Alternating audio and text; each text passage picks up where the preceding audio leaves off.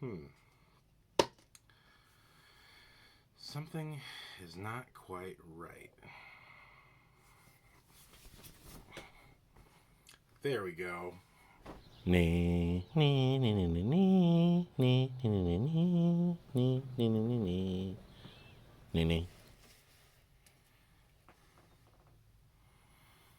Aloha nerds, and welcome back to the Salwogs, where it's great gut reaction, where I watch things and react from the gut. Yeah, you like those man boobies, don't you? Yeah. That's why they call me the bane of boyfriends and the horror of husbands, because I will steal the gaze of your woman. Because of these pecs, bro. Because of these pecs. They just love the pecs, bro. And the flabby muscle. Yeah. Yeah, baby. That's what you come here for. Stupidity, obviously.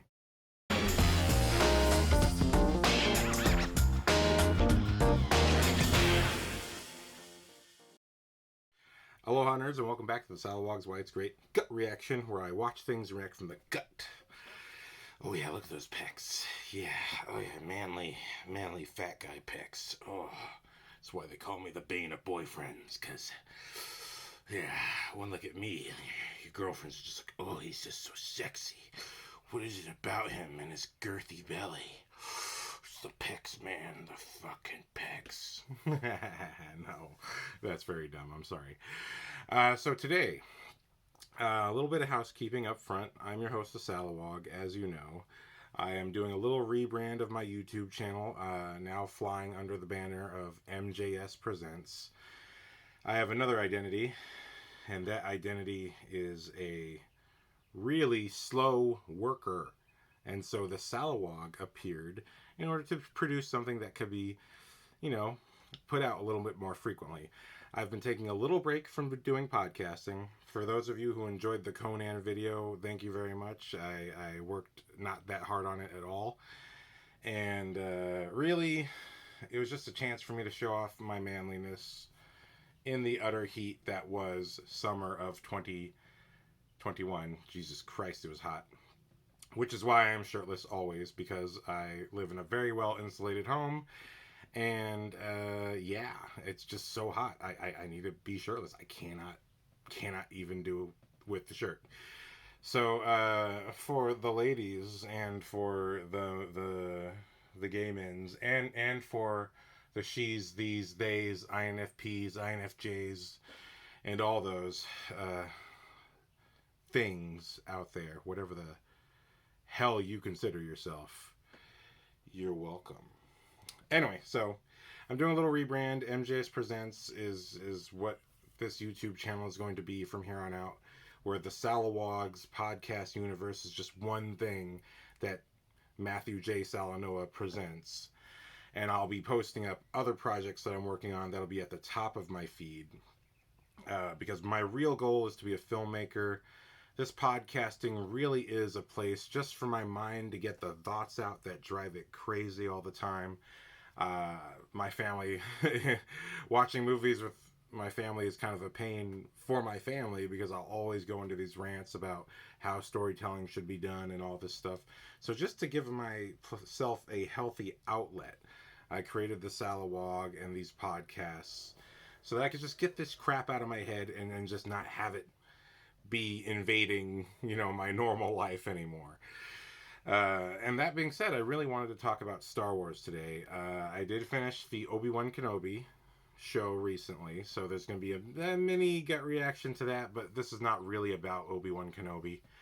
Ultimately, I think it's about the perception of Star Wars, not just from the fans, which is half the problem, but from the filmmakers, from the studios, from the people making it. Okay? And I'm not the only one saying this, but I think I'm probably one of the few people who are going to say what I'm about to say, which is what makes the original Star Wars trilogy great. That's what I want to talk about.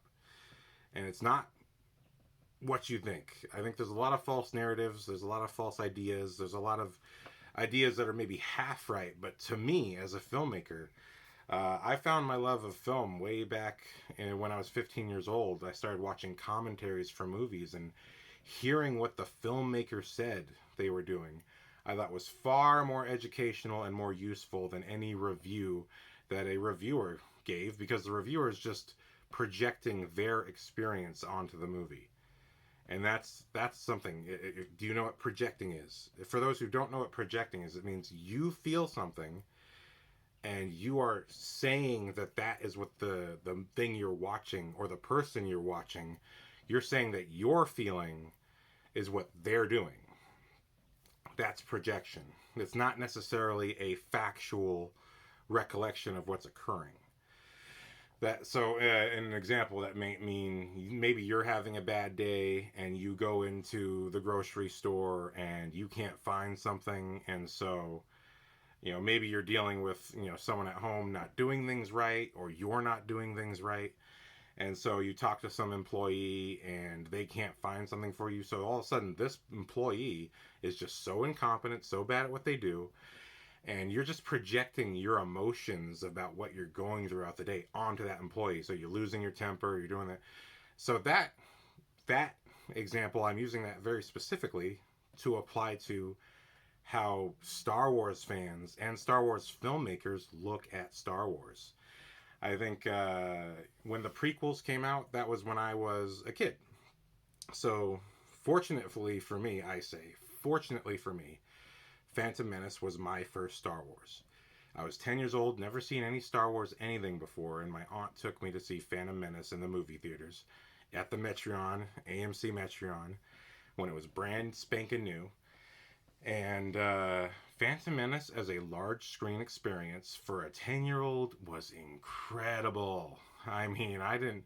And again, being 10 years old, I was watching Looney Tunes, I was watching kids' cartoons, but also 90s kids had fantastic cartoons. The reason 80s movies suck, that the 80s movies that are based on 80s properties and 80s remakes, the reason they suck, he says, unfortunately, a lot of that stuff was mega cheesy. I mean, I'm sorry, it's mega cheesy, and there's not a lot of story.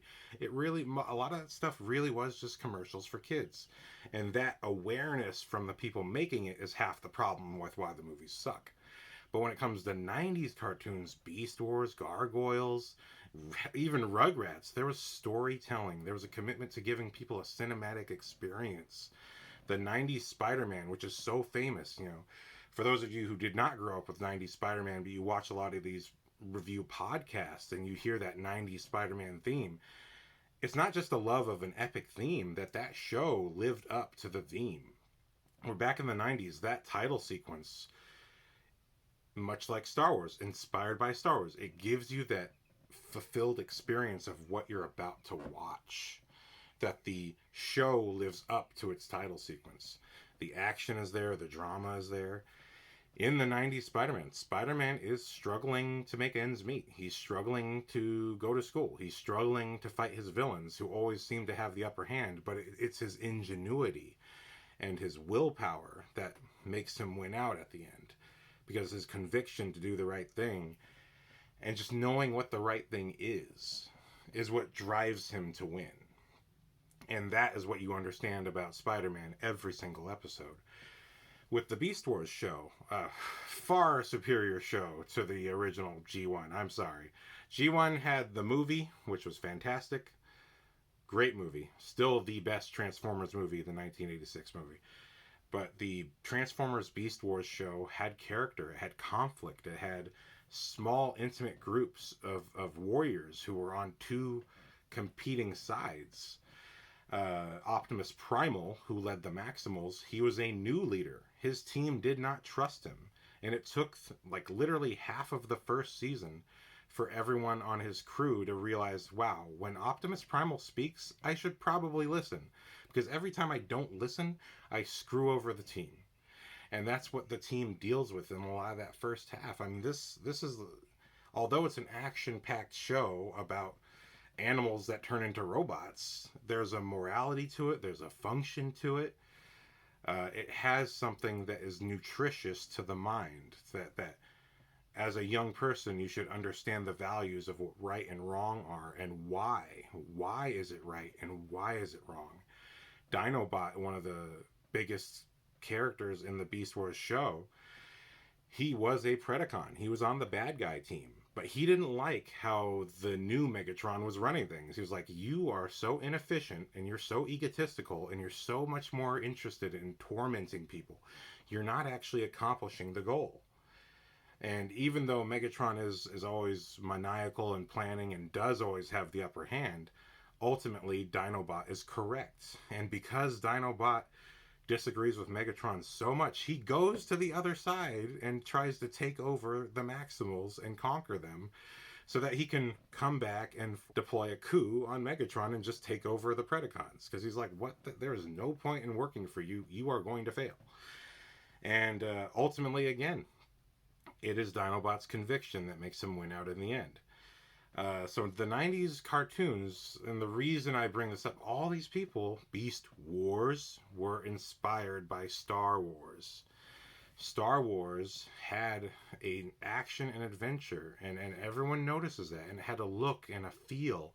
Everyone notices the production design and the quality of the cinematography and the style of the movies, and everyone complains about how they talk in Star Wars, but you know what? This is what I'm here to talk about.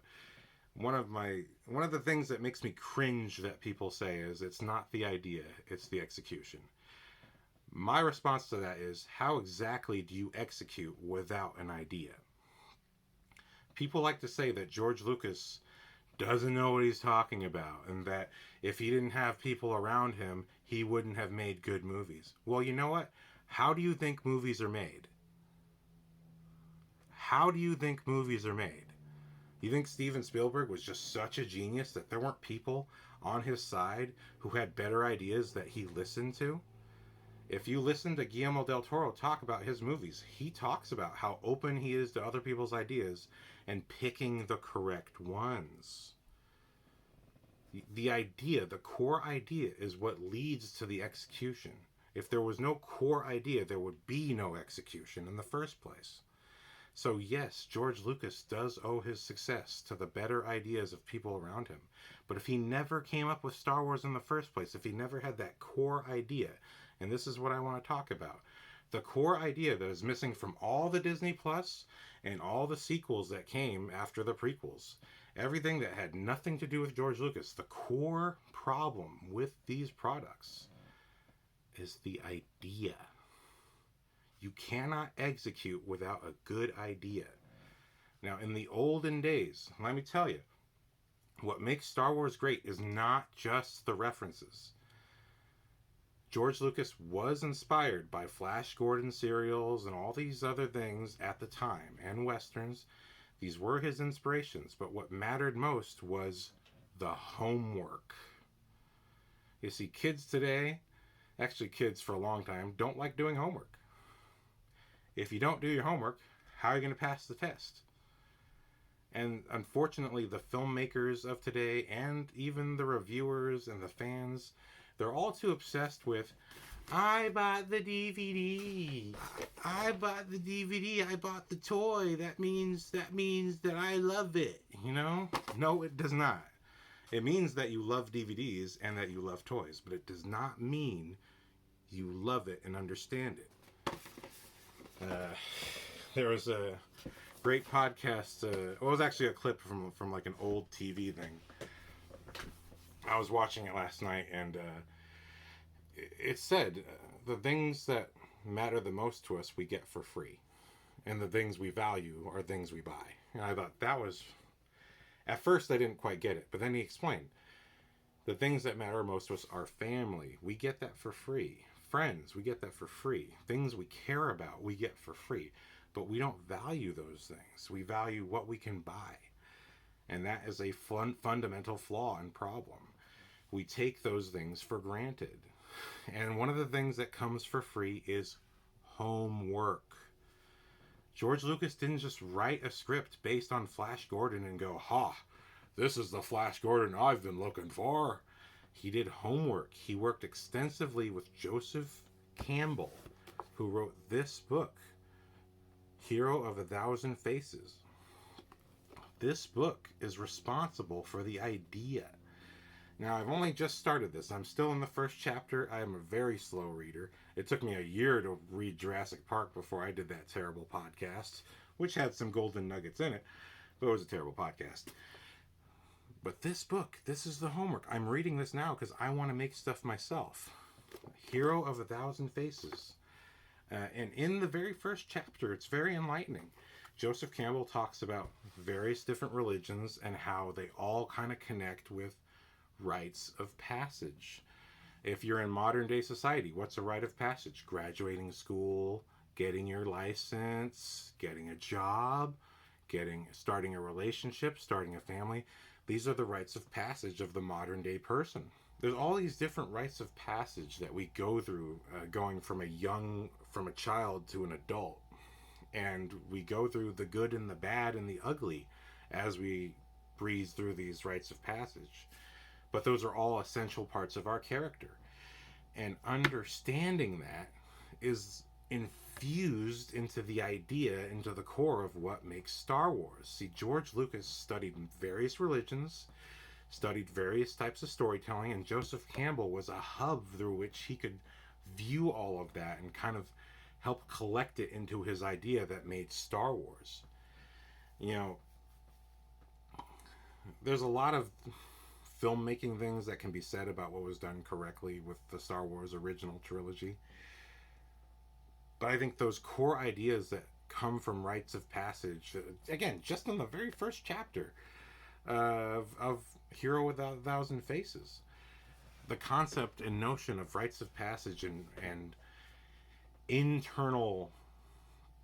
There's a little section in the first chapter about dreams and their importance to the individual, and how the shaman of ancient religions has been replaced by the doctor in current modern times. And the analysis of the dream still holds value as much today as it did, thousands of years ago, 100 years ago. That your dream is the extreme extrapolation of your internal feelings. And people view movies as dreams.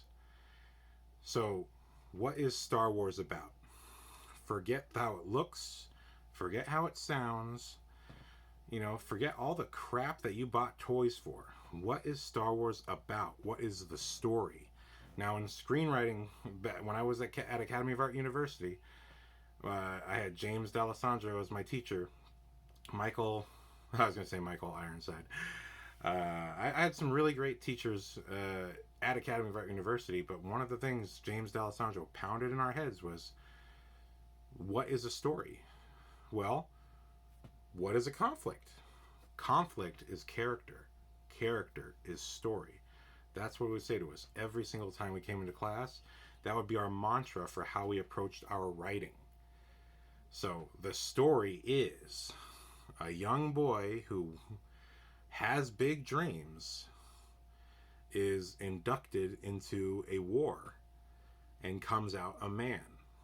Okay? Like if we remove all the crap, if we remove the cosmos, if we remove the fairy tale parallels, the basic premise is a young, kind of lazy, kind of whiny boy gets inducted into a war and comes out a man. And what is the journey of this boy becoming a man? First, he loses his family and he takes on a mentor. Now, the loss of the family can be metaphorical or literal. He could metaphorically be leaving them by leaving them. But in the case of Star Wars, they are literally incinerated. Thanks, Boba Fett. But then he takes on a mentor who trains him how to fight, trains him how to defend himself, shows him things that he can do with his natural gifts. He goes through training. These are rites of passage. And then he loses the mentor and must apply the training on his own. Again, losing the mentor can be metaphorical or physical. In this case, it was physical. But he didn't truly lose his mentor because based on the rules of the universe, when you join the Force, you can communicate back to people that you care about.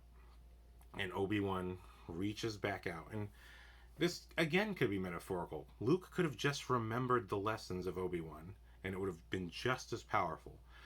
But to have that emotional connection, the Force, when Luke is, driving down that trench, when he's flying down that trench and Darth Vader is shooting at him, doesn't even know that that's his dad.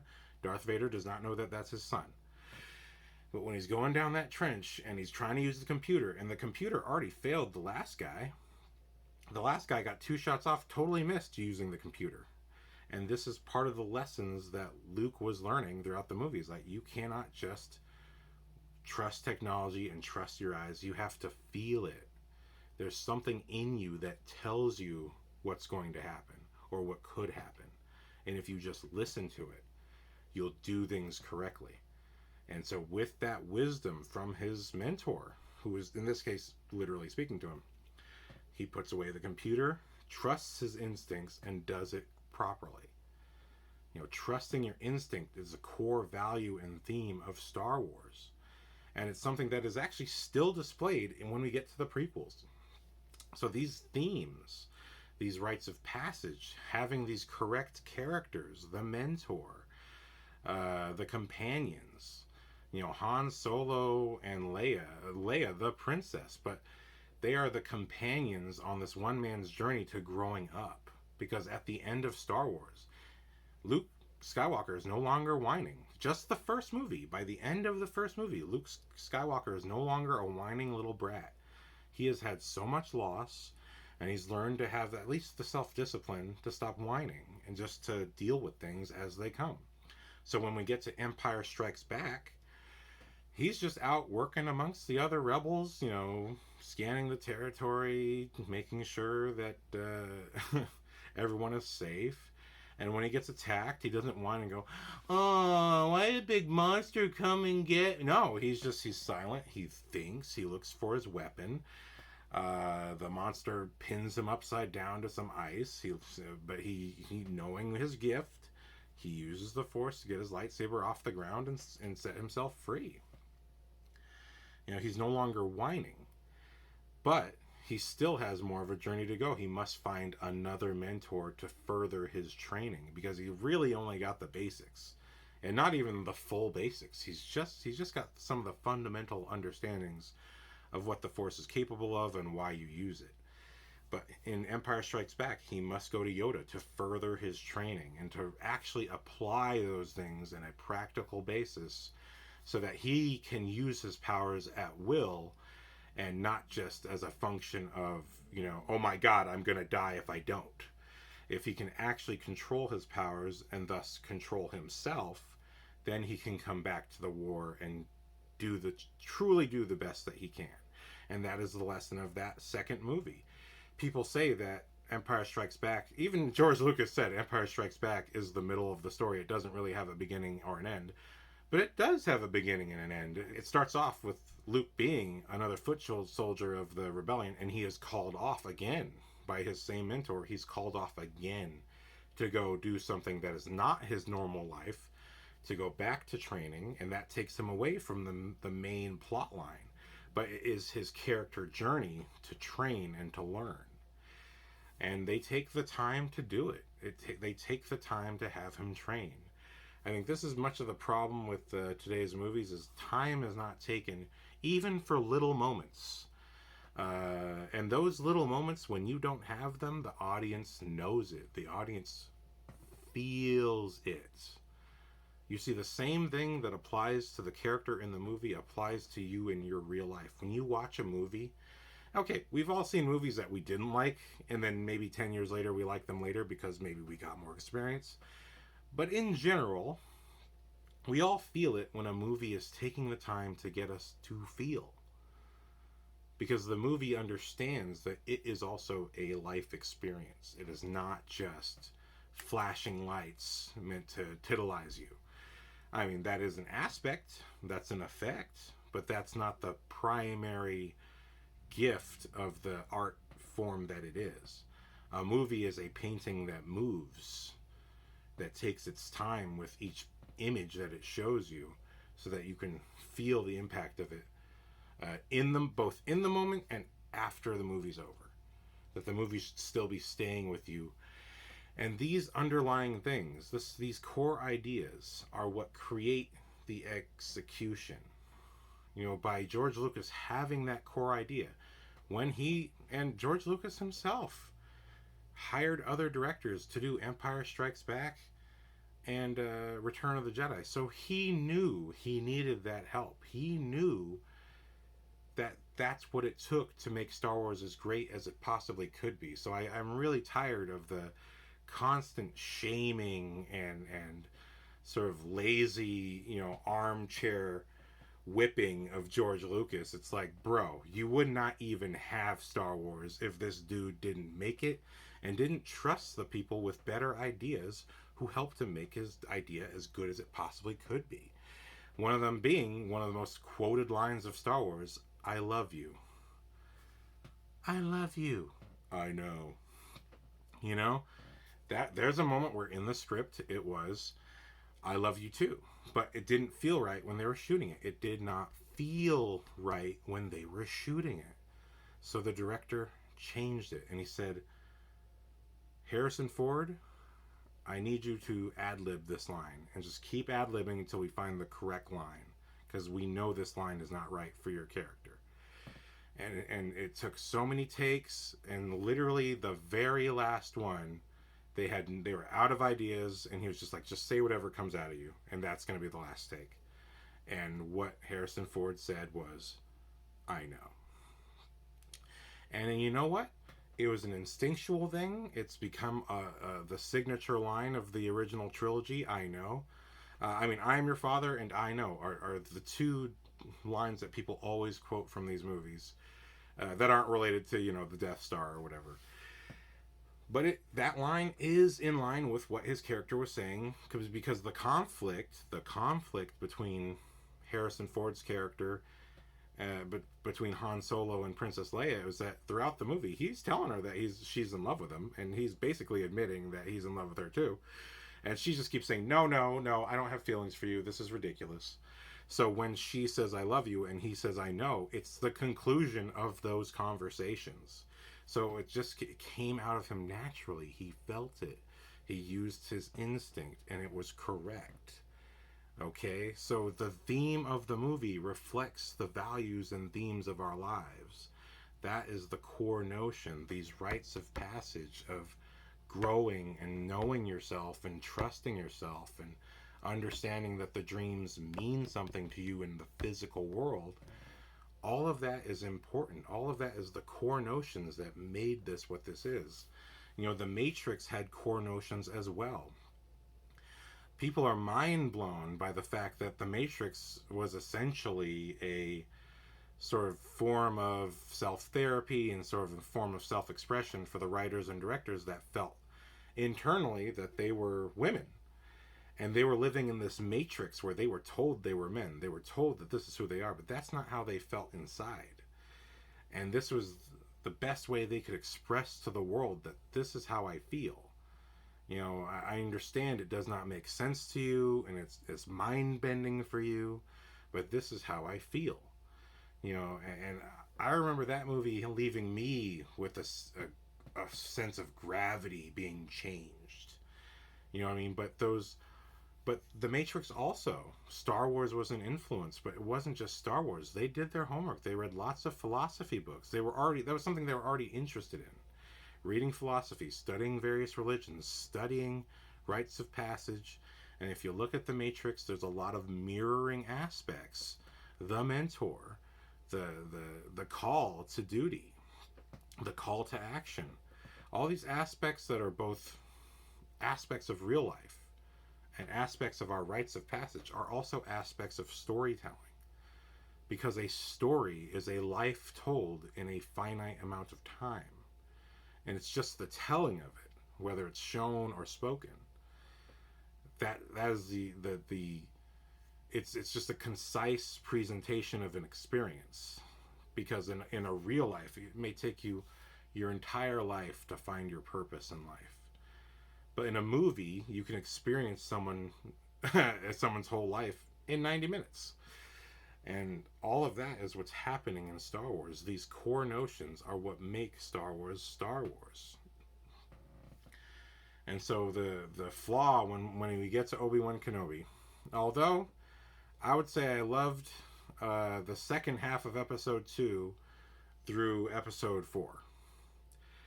But I do feel that ultimately the show was redundant, and I feel that it wasn't really enough about Obi-Wan being the main character. I think it could have been far more focused on Obi-Wan and Darth Vader and really being about them, because it is about them. Having this character Reva, I don't agree with any of the presentation of the Grand Inquisitors. I think right from the beginning, when the Jedi knocks over a canvas and that's what stops the Grand Inquisitors, and what in the movies would be the beginning of a very exciting action sequence was in this show, them being stopped by this like little dangling piece of wood with like a flimsy, rain blocker is stopping me from chasing the Jedi. And then again, the chasing of Princess Leia, and it's shot so badly. I mean, it is shot so badly. It is literally like a previs shoot, not even the real professional shoot. When you can see that these big guys should be running way faster than that kid, and they're obviously running slower because they're not using the correct lens, and that they are just hitting trees that they can clearly see that are in front of them. You know what I mean? That you see the actor see the tree, and then see the kid, and see the tree, and then go, I'm stuck in the tree. I'm like, it literally comes off as like little kids playing. And that is not what Star Wars is in the least. Those two scenes in that first episode were indicative to me of poor filmmaking, just terrible, terrible writing. Not consistent with the movies at all. And I didn't like the writing of Leia at all. She was way too precocious, saying things that I didn't feel were even believable for a 10-year-old to say. And let alone someone who's supposed to become Princess Leia in the future. I just didn't agree with any of that. I think there is an obsessive political agenda to the post-Lucas Star Wars universe. It's so excessively political because there's a difference between doing a "you can do it" poster and just having Princess Leia in the original Star Wars trilogy just being good at what she does because you can tell she's experienced with it. But when you have a little 10-year-old who's pampered and just acting like a 20-year-old who knows everything, I don't want to hear any of that crappy dialogue. Get that out of here. And what does that have to do with Star Wars in the first place? What does that have to do with her being on a hero's journey to be precocious and to be a jerk to everyone, and then to be told at the end that that's totally fine? If you were a real adult with kids, you would not fucking put up with that shit. And then the dialogue between her and Obi-Wan are so forced. It's literally forced dialogue to force their relationship. And it doesn't feel natural to anything that's actually going on. Again, it does not feel natural to anything that's going on in the show. And that is much of my issue with the Obi-Wan in particular. Boba Fett just went way off the rails. I couldn't even get through half of it. I just feel like, again, now this is now we're in the politics of what should a Disney product be. But like, Disney, you know what? You bought these properties. You have a responsibility to respect what is truly expected of those properties. If you don't do that, then you're not giving a serviceable product to the people who are buying your service. You understand that? I mean, that is just ridiculous. You are wasting people's time and money. Like, I don't want to watch any Disney crap after Obi-Wan Kenobi. I did enjoy the stuff dealing with just Obi-Wan and Darth Vader. I felt like they got most of the Vader dialogue correct. I hated the finale. The finale was terrible. But what I hate most is that lack of understanding of the homework. If you are going to tell the tale of Princess Leia, you can't set her up as being incompatible with technology, and then at the end of the show, she can fix something that she's never even seen before. In a manhole the size of a man, It clearly is the size of a man because a man put it there and did electronic. I mean, man, woman. It was clearly an adult person who could fit in there and do all these wires. I mean, what the hell you? What? That's Obi-Wan is just filled with so much crap like that. Where if you think about it for longer than a second, it already stops making sense. You know what I mean? And forget, oh, but she's a princess or oh, she's a queen, but they're elected. Okay, you know what? Politics, it's in a galaxy far, far away, whatever. That's voting. I'm talking about like literal, like, this vent is big enough for an adult, and you're telling me that a kid who has no electronics experience is supposed to fix it. Get out of here. At least Phantom Menace heavily set up that Anakin was very good with technology. Naturally gifted.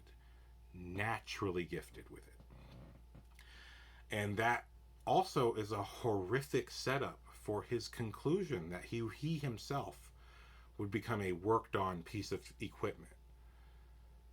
That it literally, one of the first lines introducing what Vader is Obi-Wan in the first Star Wars saying that Darth Vader is now more machine than man. That he's more just a thing that carries out a duty than a person who feels what's going on and does what he feels.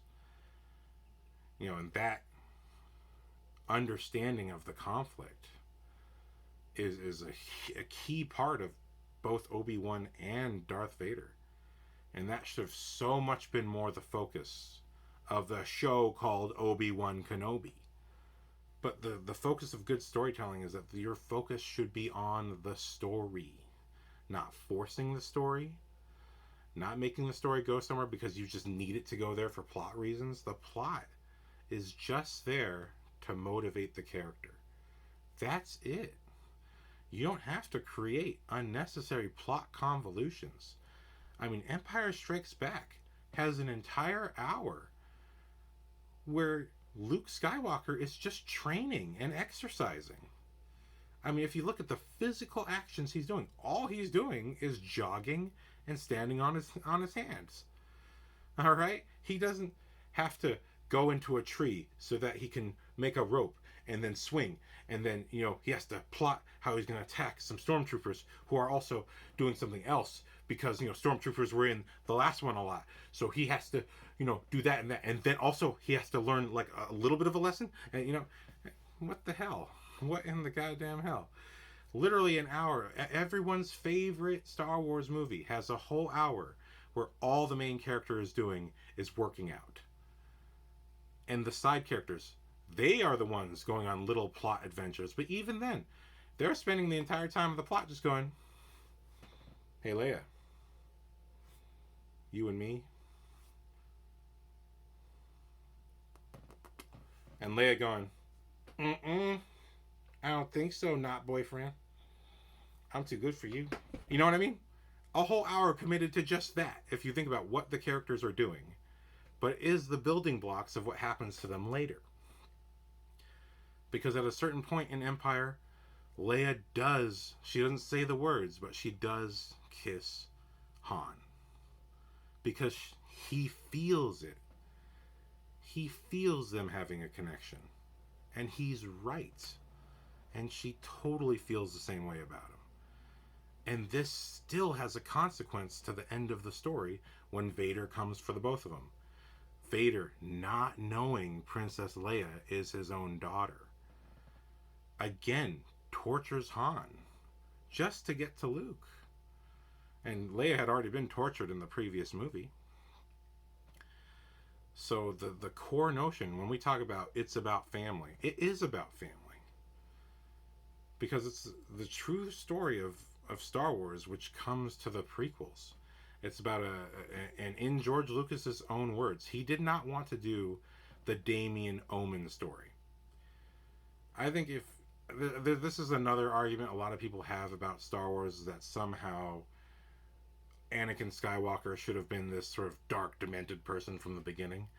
And that is completely, if you listen to George Lucas, I think he has a valid case for, he came up with this damn thing, okay? He has a valid point to say, the point of Anakin Skywalker is not that he was some dark, demented person who was just, grew up dark and demented. He was a good kid with good values and good hopes. The point of the Star Wars story from Anakin's side is that even a good person with good intentions can be corrupted and taken down the wrong path. If you wanted to do a Damien type of Omen type story, to me that would be more appropriate for the Emperor. The Emperor is so clearly, as a person, as a character, sick, sinister, always plotting. You know what I mean? He is the evil, the ultimate evil potential of Slip and Jimmy. Better Call Saul reference. Understanding those character differences is key to understanding what makes Star Wars work in the first place. That Darth Vader cannot have this redemption arc where by the end of Return of the Jedi, he's rescuing Luke from the Emperor if that's not in him in the first place. Right? Because that's what's in him in the first place. He is now more machine than man, meaning once upon a time, he used to be more man than machine. Once upon a time, he used to have great potential and have great hopes and really have a grand vision for his life that sadly, tragically, he did not get to have. But maybe his kid can have it. Maybe, just maybe, Luke Skywalker can have a little bit of the correct lifestyle meant for a person with these gifts. And ultimately, it is a choice that is in the person's hand. Now, remember I said, the story of Star Wars is about a man, about a young boy becoming a man. So, if the first movie is the boy being introduced to the world and sort of getting the notions of what he's going to be getting into, the second movie is actually training to become what he's supposed to become. By the third movie, Luke Skywalker in Return of the Jedi starts off dressed in black. Anakin was dressed in black at the beginning of Revenge, meaning he's teetering. He could go any which way. And he starts off using all the tricks Obi-Wan had shown him in the first movie. Using the mind trick, using the Force to strangle people, using everything he had learned up to this point. But he has in his heart a positive goal. He is told by he's told by Obi-Wan and Yoda that he must kill his father in order to defeat the evil. But he knows in his heart. You see, this is a situation where the policy conflicts with the order. The policy is trust your instincts and do what you feel is right. That's what Obi-Wan tells him. But the order from Obi-Wan and Yoda is to kill Darth Vader. Because from their point of view, he has gone too far. He is not coming back. But Luke trusts his instincts, and his instincts tell him that Darth Vader has something in him. He could have killed him outright, but he didn't. And he knows that somewhere deep down there, his dad is still there. The minute that he knows it is his father, he feels within himself that he must at least try. He must try to save his dad if he can. And so much of the conflict of the third movie. Now we're in the third movie of the original trilogy, which a lot of people pan because of the little furry guys. But that's just because it was the 80s and they could not afford a Wookiees. George Lucas's original vision for Revenge of the Sith, for Return of the Jedi, was actually going to be on a Wookiee planet. And it was going to be an epic Wookiee battle. But they could only afford 3 suits. So he was like, we're going with the little dudes. You know what I mean? But that's fine. That's fine. That's fine. Because symbolically, it does represent the story of the Star Wars trilogy. So ultimately, it's fine. Star Wars is already a cartoon anyway. You have a talking dog as the main companion to our leading badass guy, Han Solo. Okay? It's a cartoon. We have an annoying robot that thinks it's a person and reacts as if it's a person, but it's just a robot programmed to act like a person. Okay? Star Wars is a cartoon. But again, a large section of Return of the Jedi is Luke Skywalker sticking to his guns. He says to Darth Vader, I know that deep down you're still my father and that you're going to make the right choice. And Darth Vader is like, shut your mouth, little one. You'll come around eventually. But that's their conflict. You know, 2 people wanting either the same thing or opposing things. 2 people concerned about the fate of just one of them or the fate of the other. And ultimately, when it all comes down to it, even though there is a dramatic battle between Luke and Darth, Luke gets to the point of almost killing Darth Vader, but stops himself because he remembers. He remembers what's at his core. And he doesn't do it because someone has a little line to throw at him. That's the first movie. Now he's an adult. Now he has to make a choice on his own. So when he finally gets in the climactic battle with Darth Vader and cuts his hand off, and the same way Vader cut his hand off at the end of Empire Strikes Back, and he sees that Vader doesn't even have flesh, that it's just machine parts, and everything, that's what brings it back for him. Everything comes back to that very first conversation, that your father was a great Jedi, and Darth Vader used to be a pupil of mine, but he killed your father, and he is now more machine than man. And to see the same wound inflicted reminds Luke of everything that came before, and reminds him of his own goal. So he has been taught. This is his final rite of passage. If you defeat Vader and the Emperor, you will be a Jedi Master, and you will have achieved what you are supposed to achieve in becoming, symbolically, a complete man. But Luke has his own vision of what that should look like, and he trusts in his own vision, and he does not kill his father. And because he does not kill his father, the Emperor decides to kill him. Because even the Emperor is like, no, you need to kill this dude.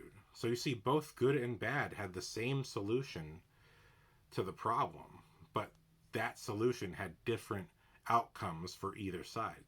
Sidious wanted Luke to kill Vader so that he could have a new apprentice who would be even more powerful, or be more, more whatever the hell he needs.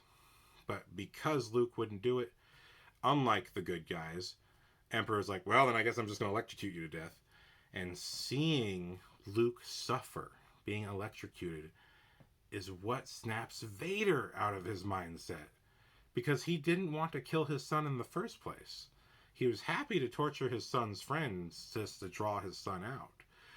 But he didn't want to kill him in the first place. He wanted him to join him.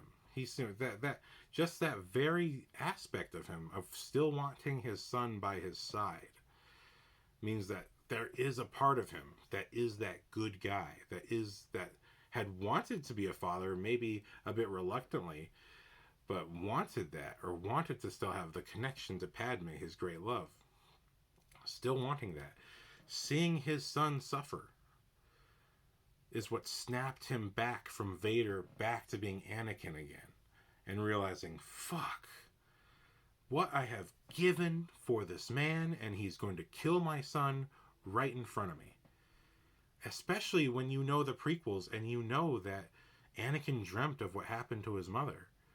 So essentially he was being tormented by her torment for a very long time, and no one else understood that but him. Because he was more powerful than everyone else. They did not understand what was going on with him. So here he is, watching his son be tormented to death, as his mother was, by the guy who tricked him into killing his entire organization, tricked him into becoming a bad guy in the first place. Watching that snaps him back, and he kills the Emperor as he was originally tasked to do in Revenge of the Sith. So Vader finally completes his training and his mission from earlier in his life, that if he had just done it then, would have stopped all the suffering and death that came. So that is a powerful story. Return of the Jedi is beautiful because it's about, the hopes and works of the son can redeem the father, or at least redeem the damage done by the father. Because Luke disagreed and he trusted his instinct, in the same way that the trench is the physical, but it's also a metaphor for everything else. That while, in the trench, it was the command saying, use your computer, what the hell's the matter with you? But in the battle, it's him, it's everyone telling him to kill, kill, kill, and he's saying, no, I will not kill. And not killing Vader is what saves him. because he trusted himself. His instinct was correct. Some people have bad instincts, but Luke has great instincts. He just has to listen to them. And I think most people do have instincts, and a lot of the problems that happen in their lives are because they don't trust their instincts. Or they trust their instincts too late or at the wrong time. Or because they didn't trust, and I've had all that. I've had all that happen in my life. But these core aspects, the rites of passage, the internal values, the time taken to grow and learn, like these are important aspects of character. They're important aspects of religious rites of passage. They're important aspects of modern day rites of passage. And these aspects, trusting your instincts, doing the right thing because it's the right thing to do, are core values that made the original trilogy what it was. That's what Star Wars really is. We get very distracted by the colors and the tastes and all that shit. But I was just talking about this with my roommate yesterday, and I was like, I have been out and eaten out at a lot of great restaurants and all that stuff, but nothing compares to my mother's cooking. And it's because my mom, because she was already a pretty good cook when she was younger, but because of having to raise a family and having to cook all the time, she really committed to studying how to cook. And she was never just making a patty. She would put things in it, seasonings and breadcrumbs and all of these things that would give the burger patty flavor. And she would make all of these really nice meals that, no matter what expensive place I went to, very few dishes would have as much love and flavor as what my mom would make. And this is what I was talking about. That's because my mom knew what she was doing. She had trained it. She had honed it. She had a feeling for it. And that is life. That is life. And Star Wars is about life. Star Trek, not talking about the Michael Bay, J.J. Abrams wannabe stuff they're making right now. Not talking about that. And I mean no disrespect to Michael Bay or J.J. Abrams, because to me they are still masters that I learn from. But that's not what Star Trek is. Star Trek is about society and how society should be. It's not about reflecting the modern times. It's about presenting an ideal that people can strive for, so that they do indeed strive for it. Whereas if you try to be modern, you're not really speaking in the language of the universe. And that's the same problem that the Star Wars post George Lucas has had. People don't realize that when George Lucas made the first Star Wars film, nobody liked his script. Everyone thought it was a joke. They would openly mock him on set. And then Star Wars was a fucking mega hit. And suddenly, no one had anything to say. And everyone is speaking the language of Star Wars. And all of a sudden, the prequels come out, and everything that internally had been said to Lucas is now being said by the very people who are getting tattoos of characters who they haven't even seen in theaters yet. I mean, that's your own goddamn fault. Grow the hell up. Like, you did not have to get a tattoo of Jar Jar Binks because you saw him in the trailer and you didn't even watch the movie. You didn't have to do that. That was your own choice. Grow up.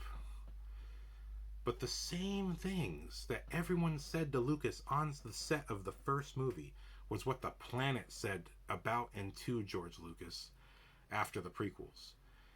But, 20 years later, with the post-Lucas movies and Disney Plus shows, and all we get is this hollow, pretend representation that's following everything the fans were saying they wanted.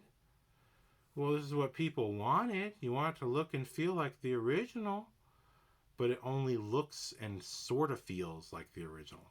It doesn't use the language, and it doesn't have the core values, the core ideas, and the core disciplines. The homework. It does not use the homework. It watches the movies obsessively. It's like It's like in superhero movies where they need to obsess over how did they get the costume. That should be a big part of it.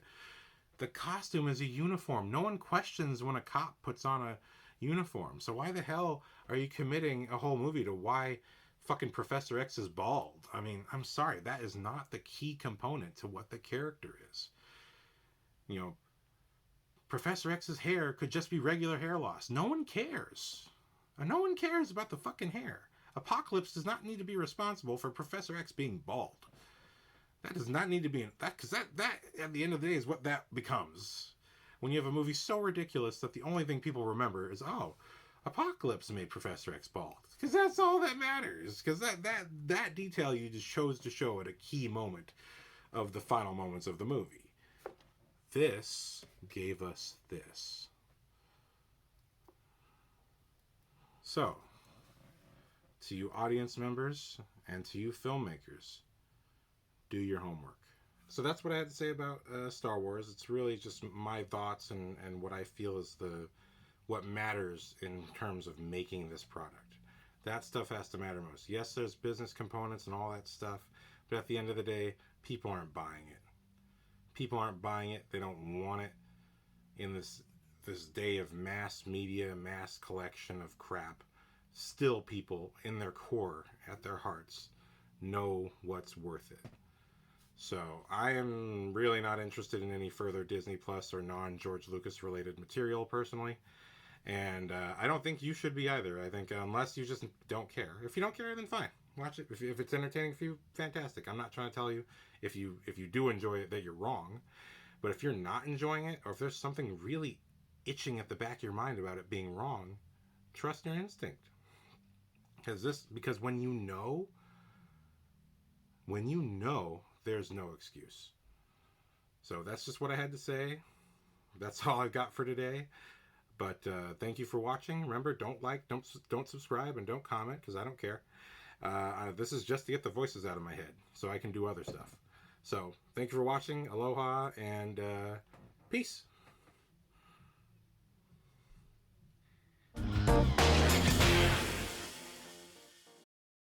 I didn't have to buy this toy. Did I have to buy this toy? No, but why did I buy this toy? Because that's Nick Nolte. That's Nick Nolte. I'm already sold.